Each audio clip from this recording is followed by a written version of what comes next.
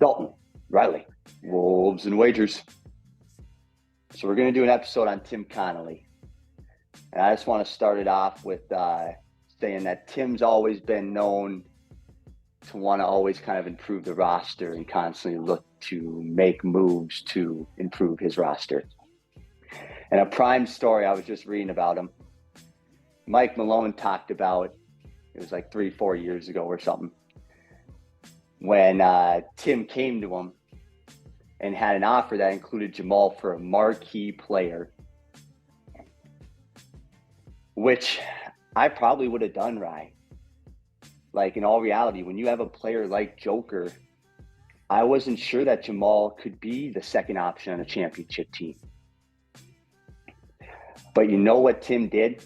Even though he wanted to do that trade to get somebody, whoever it was, alongside Joker, he understood that the ownership was patient with him and that the head coach was, because Mike Malone said, no way, we're building this right. We're building this right around a incredible two-time MVP talent. And I think that was the best decision of his life. He listened and he didn't trade Jamal Murray. And now he has ownership stake in the Minnesota Timberwolves. So I think that has now changed his view from, hey, I'm going to be patient and build this right, to, we have Anthony Edwards and Karl-Anthony Towns. I'm making a move to make sure that we can win ball games now to keep a guy like Anthony Edwards around for the long haul. So I'll kick it over to you, but we're going to talk about Tim Connelly and give him his roses today. Yeah, this was the guy that Mark Lowry and A-Rod wanted to go get, right? This is who they wanted to be the GM of this team and make all the decisions as far as constructing a roster goes. They look at what he did in Denver. It was not easy to get him here. He did not want to leave Denver. He was very clear about that. Like, the Wolves offered him a lot of money, and I think it was even more money than what he was getting in Denver, and he had turned that down. It had taken them saying, hey, we can give you a piece of ownership, and the Nuggets just couldn't match that. And that was finally enough to swing Tim. And he's like, okay, this offer I can't refuse. And it's not like he's going to a bad situation. You know, he's got a lot of young talent out in Minnesota to work with. But yeah, my first impression of Tim, or when I first kind of was starting to read about him and learn about him, was, and I know you're going to touch on this too, was we're talking 2017-18, game 82, Nuggets Wolves, right? And I'm seeing Joker just do unreal things, hitting the somber shuffle shot. Like, I'm wondering, how are these shots ever going in? That was a second round pick for Tim Connelly, right? Jamal Murray was the seventh overall pick, right? That wasn't like a number one pick or anything. And he hit on both those. He took the bit of a chance, but he did his research when he took MPJ 14, right? Back problems made him fall that low. Tim was fine enough with it. That was another good draft pick. So he's gotten all these like key players. The Aaron Gordon trade, I went to trade it for Aaron Gordon. I would have been like, he's kind of whatever, you know, I guess like Orlando wants to move off of him. I don't want to pay him. I don't really want him on the roster. Pivotal part of that team last year to win the ship, and pivotal part going forward. So he's done so much good for the Nuggets. And then he comes over to Minnesota and he loses a little bit of cred when he trades, you know, the treasure trove for Rudy Gobert. And he was clowned for it. Whether that's fair or not, the jury is still out on that. Our consensus that we both agree upon is that he gave up too much and maybe should have waited a bit longer when Rudy's price went down. But we don't mind the move at all because, like you said, you want to be winning ball games with Anthony Edwards this young. Yeah, I mean, 2 playoff appearances, and, you know, don't get me wrong, they weren't ultra competitive. I think Memphis, they should have won that series, but that's just me. So to get Anthony Edwards, those playoff moments, like, look at how he rose to the occasion. And now you can firmly decide, like, this is the guy who we're building around. And Rudy Gobert is not a part of the long-term future, right? And that's how I look at it. Rudy Gobert will be here for 3-4 years. He's providing enough value right now, no doubt, to start the season to where you can start looking at this trade and at least say, like, I see where Minnesota's coming from. Where if you look at this even just last playoffs, or even with Cat missing time, you're probably like, this is a horrible brand of basketball. This is not what I want to watch. I don't enjoy it. Even though Rudy Gobert wasn't playing horrible, it's just not what I want to tune into. But I think the Rudy Gobert trade is starting to go more in an upward, even after his bunnies and he can't even seem to grab the ball again. So hopefully he can kind of get out of this funk. But he's played great so far this year, Rye. Yeah, like you've said, last couple games, starting to see the bit of the Rudy from last year as far as not just grabbing the ball, driving us a little crazy. But I think he made up for that Rudy trade, even though, like we said, we don't think it was really all that bad. When he traded D'Angelo Russell, who's a guy me and Dalton really like, we do, right? But it was clear he wasn't the greatest fit on this team. You don't really want a scoring first point guard next to a guy like Anthony Edwards. Perfect for a guy like LeBron, right? To take some of that scoring pressure off. So he fits out in LA. But with the Wolves, it just wasn't a perfect mesh. They needed like a mature voice in the room because they didn't really have that. So to get Mike Conley, 3 second-round picks, and Nickeil Alexander-Walker, who's been a piece on this team, who's gotten consistent minutes as one and was one of their best players in the playoff series last year.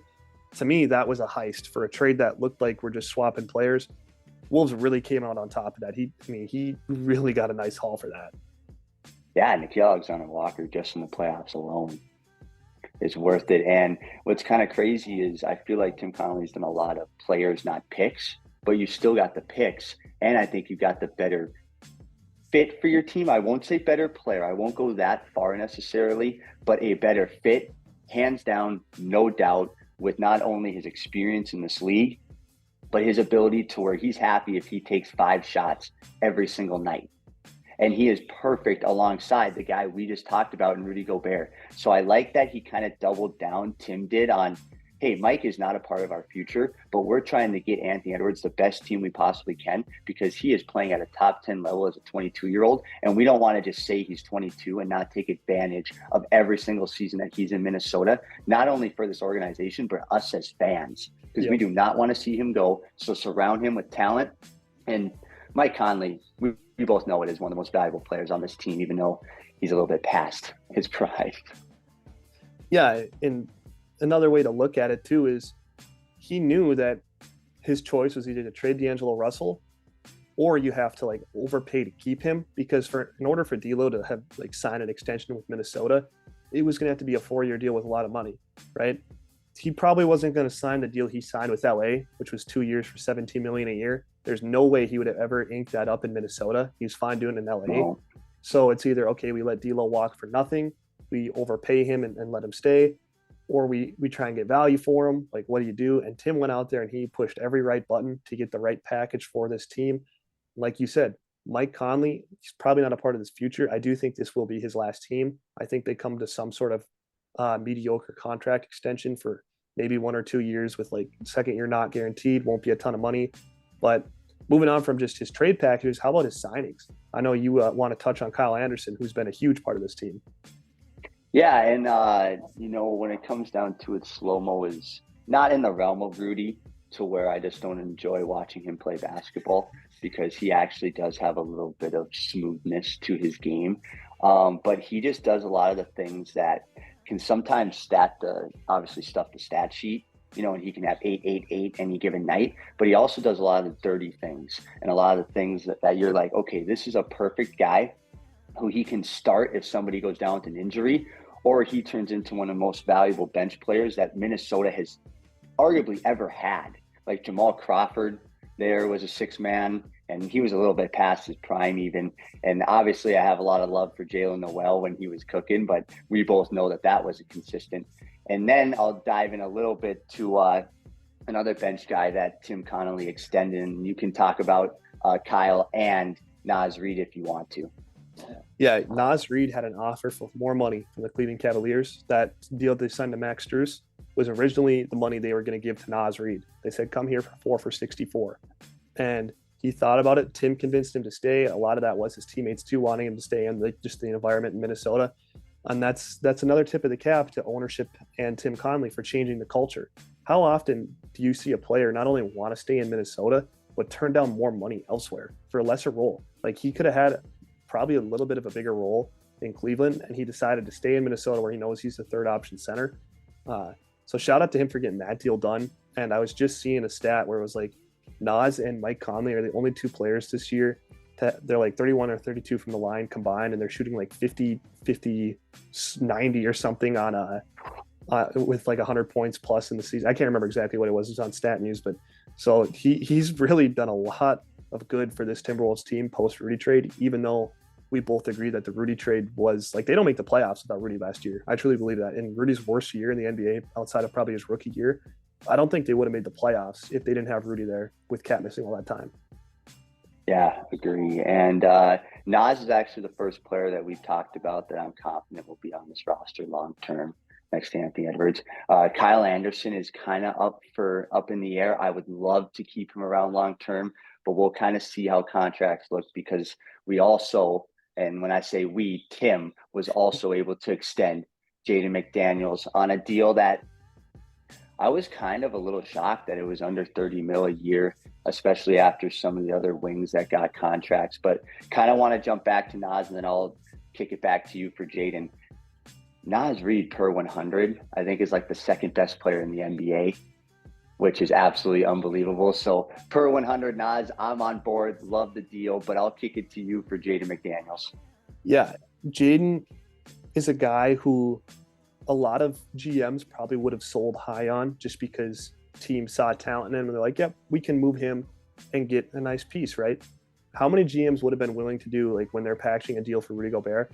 It would have been 2 first-round picks, all the role players that don't even really matter much now in their current situation. Maybe Malik Beasley in Milwaukee, shout out to him for having 30 points last night. But outside of that, those role players aren't really doing much where they're at now. And he did give up a lot of first round picks, but if you gave up Jaden, you would only been giving up 2 first round picks. But instead, he said, you know what? I would rather give up a lot more picks and keep Jaden. And Jaden is so integral to this team and what they do as far as perimeter defense, corner 3-point shooting, stuff like that. So a lot of GMs would have let Jaden go. And maybe that Tim was kind of thinking about a guy like Jamal Murray when he's packaging this deal and he's like, you know what? I just don't want to give up on young talent yet, especially when we have team control on them. Like Jaden's going to be here for the long haul. And like you said, just got a contract extension. I'm shocked as well. I thought it was going to be 32 a year.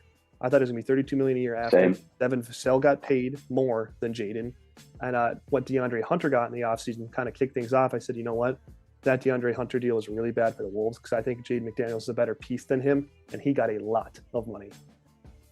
And I think what I'm kind of hearing is Jaden, his side of things was, we'll cut you guys a little slack on this first one, but when me and Ant are doing our thing, when we're in the prime, you're going to have to put a little bit more on the table or we will go to a bigger market. And I think Jaden McDaniels has that type of potential. He might not be, a guy who's going to average, 25 a night ever playing alongside Ant, and Karl Anthony Towns isn't going anywhere probably anytime soon, in my opinion. But I kind of want to lean into kind of one last part, and that revolves around the draft for Tim. You touched on it a little bit earlier in this episode when he was at Denver, but we did trade away Vando, and I liked a lot of what he brought to a team from that dunker spot and just his energy and his ability to guard all 5 spots. And I think Leonard Miller reminds me a lot of Jared Vanderbilt, and you went and got that guy in the 2nd round. You're saving a lot of money, and you don't need to give him minutes right now, but he could be a guy that we could say 2-3 years from now could be the next Nas Reed, to where Nas Reed was undrafted, signed a 2-year deal, which is unheard of, by the way, which that was a nice move by Rosas. I'll shout out Rosas for drafting Anthony Edwards as well. Thank you. But back to Leonard Miller. I think he could provide almost the same value as Jared Vanderbilt in 3 years. And you've got him in the 2nd round. So I think that's a little underrated part of Tim, is his ability to just kind of see talent, draft talent, not only in the 1st and in the lottery, which can be easier said than done, but the 2nd round is where you can really start getting some of these players, including Joker, who was drafted during a commercial. And they're talking about extending the draft to 2 separate days. So that'll be interesting. But do you have anything else to touch on the draft side of things for Tim? Yeah, I'll take it a step further than Leonard Miller, who we both agree, like you said, a lot of potential there. But just him recognizing good value, I think he knows the market really well as far as what players can add value and where he's getting them at. Jalen Clark, he's going to miss this whole season with that Achilles rupture. He was a 1st-round pick until he blew out his Achilles. And so he said, you know what? I'm going to be able to draft this guy in the 50s. I can't remember exact pick it was, but he got him in the 50s with a second rounder for a guy who was supposed to be a first rounder until he blew out his Achilles. Now, maybe he's not the same player after the injury, but you talk about taking a flyer on a super low risk, that's not hardly any value you're investing at all into a potential first round talent. Yeah, and we just wanted to have this episode to really kind of touch on the positives of not only Tim, but this roster and what this team has accomplished so far. I know the loss down here in Phoenix was pretty brutal, but when you look at the big picture, this franchise is 8 steps forward where they were after the Jimmy Butler scenario. And I'm just happy that Cat is still around. I'm glad Ant is 22 and already doing what he's doing, and that Rudy Gobert is starting to finally play basketball again. So yeah, stay tuned for future episodes. Appreciate you guys as always.